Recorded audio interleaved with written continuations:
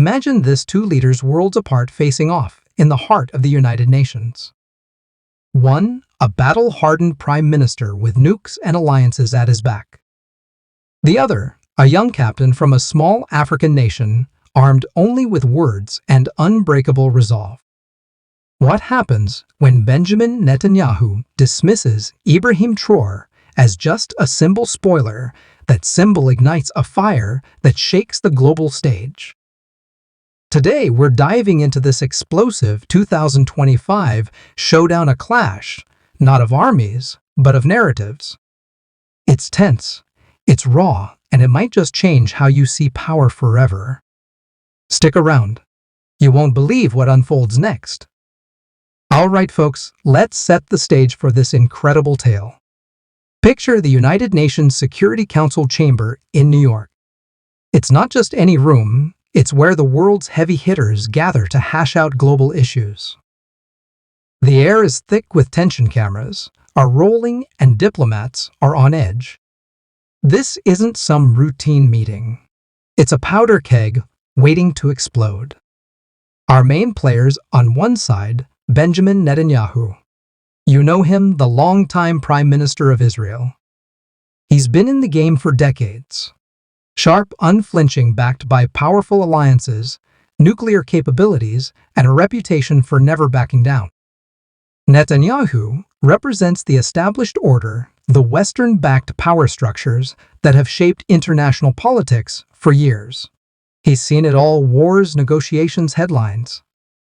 And he's not one to suffer fools lightly. On the other side, Captain Ibrahim Traore. Wait, who? If you're not deep into African politics, let me fill you in. Traore is the young interim president of Burkina Faso, a landlocked West African nation that's been through coups, poverty, and colonial scars. He came to power in 2022 after a military takeover, promising to fight corruption, foreign influence, and exploitation. At just 36 years old in 2025, he's deliberate, defiant, and increasingly a voice for the oppressed. No nukes, no massive economy, but he's got something else: raw conviction and a growing following across the global south. Why does this matter? Well, think about it.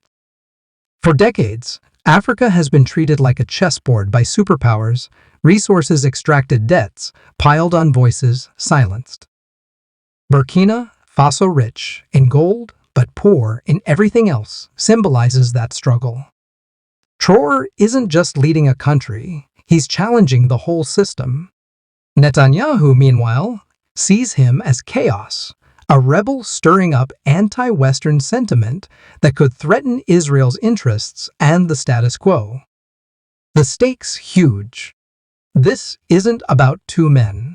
It's about narratives. Who controls the story of power? If Traore wins hearts and minds, it could inspire uprisings from Africa to Latin America. For Netanyahu, it's about maintaining dominance. One wrong move and his image cracks. We're talking diplomatic fallout, media frenzy, even shifts in global alliances. But here's the kicker: these two had never met before this UN showdown. No alliances between Israel and Burkina Faso. Just history clashing head-on. You can feel the weight, right? The world watching as old guards face new rebels. And trust me, what starts as a speech spirals into something epic. But how did it all begin? Hang on, the real fireworks are just getting started. Okay, everyone, we've set the scene. Now let's dive into the meat of this story: how the conflict builds. It's not just words flying across a table. It's a slow burn that escalates into a global firestorm. I'll break it down into 4 key phases for you: the initial spark at the UN, the private showdowns and media frenzy, the narrative wars spreading worldwide, and the leaks that push everything to the brink. Buckle up. This gets intense. It all kicks off in that UN Security Council chamber. Netanyahu's up first. He doesn't even wait for his full turn. "I don't need a speech," he says, cool as ice. His voice echoes off the marble walls. Then he points not directly, but enough at Traore. This man represents nothing but chaos, dressed as rebellion. He's not a leader. He's a symbol, and symbols crack under pressure. Gasps ripple through the room. Some chuckles from the Israeli delegation. But Traore, he doesn't flinch. He sits there, eyes locked on Netanyahu, calm like a storm about to break. When it's his turn, he stands. No notes. Just a folder with Burkina Faso's seal. "You call me a symbol," Traore starts, voice low, but cutting through the silence. "Maybe I am, but I am the symbol of something your drones, your dollars, and your diplomacy couldn't destroy." Dead quiet. He keeps going. "You've had decades to turn my continent into your chessboard. And still, here I stand. My people rise. Not for war, but because we remember what you made us forget."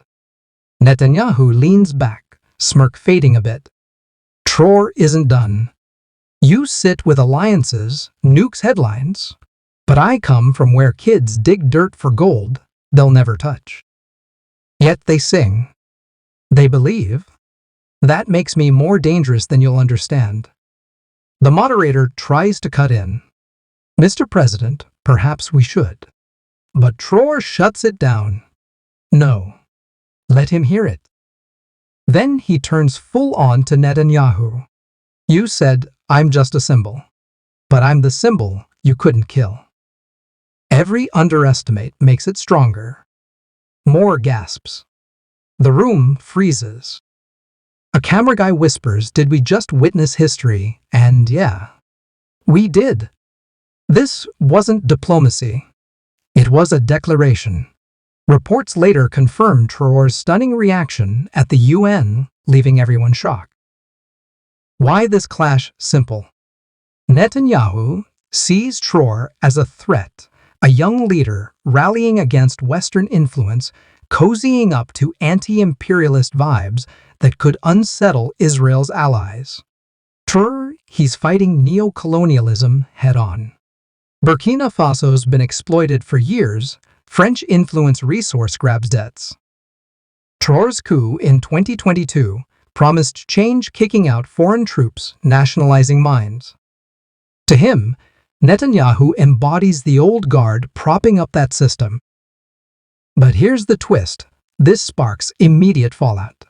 Corridors buzz with media. Headlines scream Traore schools Netanyahu at UN. Netanyahu's team pulls him aside. "Who coached him?" he snaps. Aide says, "No one, sir. He wrote it himself." Netanyahu laughs cold. A revolutionary who memorizes insults. But it's the calm that bugs him. No rage, just facts. Across the hall, Traore faces press. "Regret what you said," a reporter shouts. "No," he says flat. "I regret I had to say it." Another wise to provoke a global power, Traore smiles. Wise to provoke the oppressed for 50 years and expect silence that, quote, blows up on X, formerly Twitter, in minutes. At Hamadipal. Netanyahu mutters enough.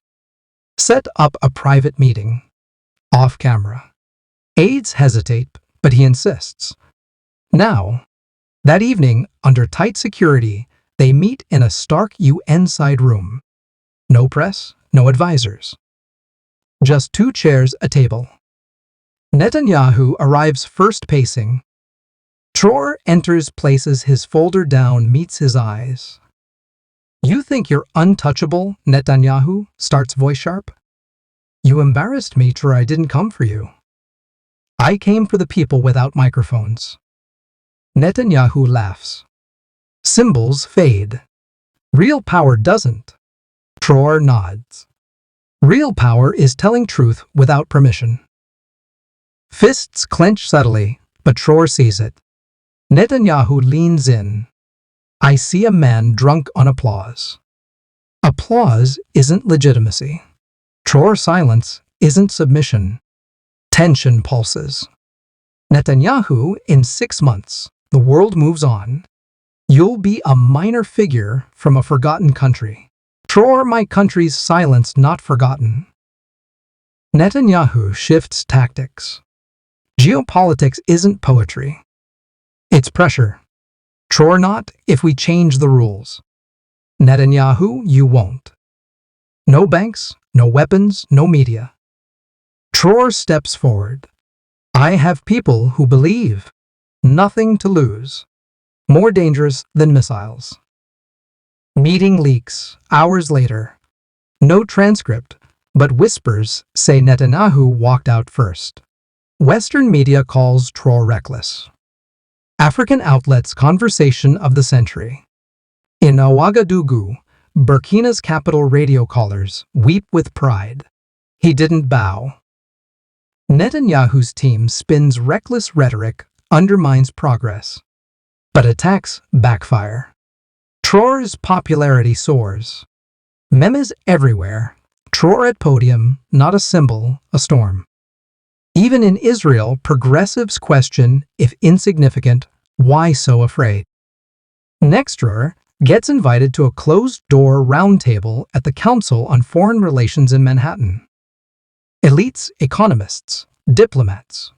His advisors warn they want to contain you. Traore let them try. Room sterile, graphs coffee. Moderator President Traore made headlines. Clarification, polite laughs. Traore, Africa's not charity. Not a sandbox. We're the origin remembering what's taken. Faces tighten. You analyze us as problems. But power flows one way here. A European banker interrupts partnerships over blame. Traore partnership on debt and dependency, that's a leash. Room freezes. Netanyahu watches live footage. Aides talking to everyone we've silenced. Netanyahu silent. Backstage maneuvers kick in. Israel's foreign ministry drafts counter-narratives, op-eds pressure. But Traore exposes structures not nations hard to hit. Murals pop up in Nairobi, Johannesburg. Traore's face we remember. No permission needed. Elders call him Cow Poco, the one who spoke back. Then a private message via intermediary Jerusalem opened to back-channel dialogue. Advisors debate, trap, leverage. Traore set the call. Record everything. 3 a.m. Ouagadougou time. Israeli officials on screen. No need for adversaries. We help your rise for moderation. Traore define moderation. No inflammatory speeches. No colonial theft talk. Focused development. Traore smiles cold. You want quiet pride. Call ends. Traore to advisor, not peace. Obedience. Morning after he releases a video under a baobab tree. Asked to moderate. But I've seen silence dressed as peace. Not elected to be quiet. Goes viral. Netanyahu scowls, no longer just Africa. Now it spreads like wildfire. Activists in Latin America, Southeast Asia, Eastern Europe share clips. Voice from below. In Accra, Tunis, Bogota students quote Traore. Sao Paulo mural, his silhouette silence, isn't neutral. It's permission. Netanyahu's circle frets. Polls dip slightly, not from Traore direct, but the narrative. Why headlines Netanyahu demands? Aid he speaks like the unheard. Resonates. Netanyahu won't be undermined by speeches. Burkina embassies get citizen letters. 22-year-old here. You made me believe we're not small. Traore didn't plan revolution, but vacuum fills with his voice. Farmers wear unbought, unbroken shirts. Quotes like scripture. At a Brussels dinner, German ambassador jokes, 2025's dangerous leader, no gun, just sentences. Nervous chuckles. Geneva Global Economic Summit, both attend. Security triples. Netanyahu speaks first, stability, responsibility. Don't confuse noise with vision. No romanticizing rebellion. Applause, polite. Then Traore. Silence, 10-20 seconds. Eyes scan. Peace like quiet. Quiet like fear. Murmurs. Romantic about hunger-forgotten villages. Kids know drones before stethoscopes, he adds, don't destabilize. Remind what world forgot. Backstage, Netanyahu's fingers twitch. Journalist generational reckoning. French official theater. South Sudan delegate theater tells truth they hate. Clips viral. Caption, Empire speaks. Earth replies. Traore interviews with U.S. journalist Valerie Crane. Cult figure, she asks. Didn't ask for spotlight, but reveals shadows. Anti-Western fuel dignity. If threatens, why symbol matters. If survives fire, every speech they try burn. More flames light. Quote, explodes graffiti t-shirts chants. Netanyahu's statement, maturity over performance. But even Israeli papers, he's growing. Private memo leaks later miscalculated. Traore reveals our architecture. Traore walks, Burkina village, solar-powered now. Girl mama says you're not afraid of big men. He kneels, I'm big when you believe too. Then bombshell leaked European intel memo project contain emerging influence in Sahel. Monitored discredit isolate Traore. Clinical neutralize messaging. Restrict diplomacy. Engage proxies. Media frenzy. Hashtags trend. Leaders condemn neo-colonial surveillance. Netanyahu implicated via cables not named but hinted. He press conferences, managing narratives always. Conspiracy theories dangerous. Damage done. Traore speaks street level in Independence Square proof. Fear words, not weapons. Students, not soldiers. Crowd erupts. History began with their arrival, now we write chapters. CNN airs full. BBC translates.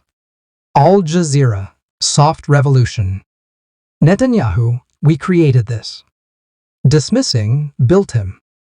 Aid respond, no. Echoes, louder. 6 months later, African Continental Forum in Dar es Salaam. Room applauds before Traore speaks. Once called symbol of chaos. Yet here, blooming. Symbols as cage or sword. Witness yourselves. Built with belief. Netanyahu watches. Screen shows Traore with leaders from Africa, South America, Asia, once peripheral, now central. Staffer signed coalition with Brazil, Indonesia, Egypt. Netanyahu, silent then mutters, told him just symbol. Never asked what he symbolizes. But wait. This buildup leads to something bigger. The real climax, it's coming. And it defines everything. Well, folks, we've been building to this. All the sparks, the private jabs, the spreading fire, it all erupts here. The climax isn't some Hollywood fistfight. No. It's words as weapons, truths that cut deep, and a moment where two men and the worlds they represent collide in ways that redefine power. Let's zero in on the Geneva Global Economic Summit. That's where the tension peaks. Security's tripled, media swarming, and the hall buzzes like a hive about to swarm. Netanyahu and Traore both there. The air, you could slice it with a knife. Netanyahu takes the stage first. He strides up, composed as ever. His voice booms through the mic. We speak today of stability, he says, eyes sweeping the crowd. Of responsibility. The burden of mature leadership. He pauses, lets it sink in. Then sharper, we must not confuse noise with vision. We must not allow those who romanticize rebellion to derail decades of real progress. Oh, everyone knows. That's aimed straight at Traore. Polite applause follows from the suits, the diplomats, the old guard. But whispers ripple. He's calling him out, someone mutters. Then, Traore's turn. He walks on stage. No rush. No notes. No entourage. Just him in that traditional dark blue bobo standing out like a statement. The room quiets. He doesn't speak right away. 10 seconds pass. 20. His eyes scan the audience. Economists, leaders, power brokers. You can feel the weight. The anticipation. Finally, he leans into the mic. There is a kind of peace. That sounds like quiet. Pause. And there is a kind of quiet that smells like fear. Murmurs start. He keeps going, voice steady, building like a wave. I was told I romanticize rebellion. But what is romantic about hunger, about forgotten villages, about children who know what a drone looks like? Before they've ever seen a stethoscope, the room shifts. Uncomfortable. He doesn't yell, that's his power. Calm fire. I do not wish to destabilize the world. I wish to remind it of what it chose to forget. Backstage, Netanyahu's stone-faced. But watch his fingers, they twitch against his chair arm. He's front row, folks. Can't escape it. Traore's words hang there, piercing. A Swiss journalist nearby whispers, this is a generational reckoning. An older French official scoffs theater. But a delegate from South Sudan leans in soft sometimes. Theater is the only way to tell the truth they don't want to hear. The clips, they explode online that evening. One shot goes mega viral, Netanyahu frowning up front, Traore towering on stage behind mid-sentence. Caption, the empire speaks. The earth replies. Boom. Shares in the millions. But wait, it doesn't stop. 2 days later, Traore sits for that rare interview with American journalist Valerie Crane. Studio's neutral gray walls, no flags. Crane's sharp, no fluff. She leans forward. President Traore, direct, some say you're a cult figure now, not a head of state. Do you enjoy the spotlight more than the responsibility? Traore doesn't blink. I didn't ask for the spotlight, he says, even-toned. But if standing in the light reveals what others hid in the shadows, I'll stay. She presses, you've been accused of fueling anti-Western sentiment. Is that your goal? He meets her eyes. My goal is to fuel dignity. If that threatens anyone, perhaps they should ask themselves, why? Then the big one, the question hanging over everything. Netanyahu called you a symbol. Are you? Traore pauses, dramatic, thoughtful. A symbol only matters, he says slowly, if it survives fire. Crane leans back. And have you? He nods, voice steady. Every time I speak, someone tries to burn what I stand for. And every time, more people light their own flames. That line, it defines him. Within hours, it's everywhere, graffiti in cities, t-shirts, in markets, chants at protests. A symbol only matters if it survives fire. Netanyahu's office fires back. Quick leadership requires maturity. Some prefer performance.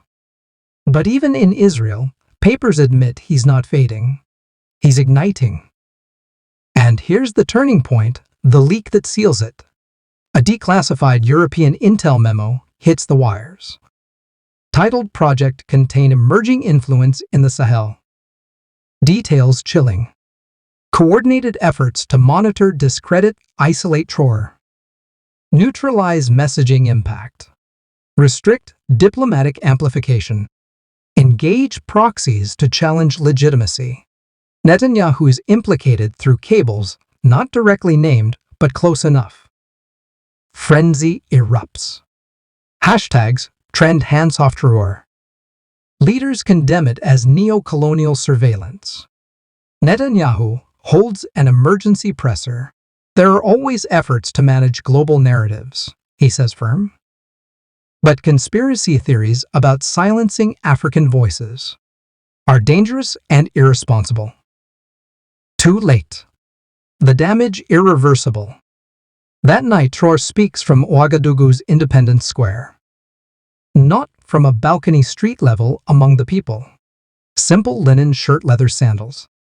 Crowd surrounds him.